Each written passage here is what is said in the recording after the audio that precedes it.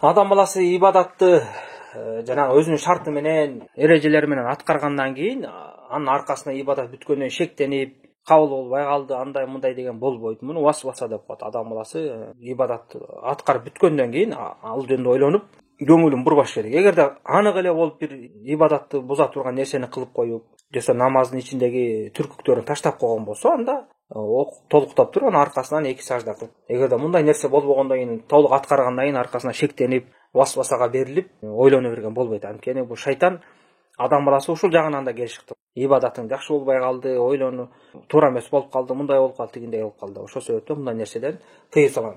Ушуга байланыштуу пайгамбар бир хадис айткан, ушуга окшош бир маселеде. Бир адам келип сурайт пайгамбарга, мен ушу намазда турганда ичим кызыктай болуп, жел чыккан сыяктуу боло берет деп айткан да. Ошондо пайгамбар деп айткан, эгерде кимде ким намазда турган болсо, үн укмайынча же жытты сезмейинче намазын бузуп чыкпасын деп. Көрүңүздөр, ошол себептен анык болгон бир ката пайда болмоюнча адам баласы мындай нерселерге көңүл бурбаш керек. Аллаху алам.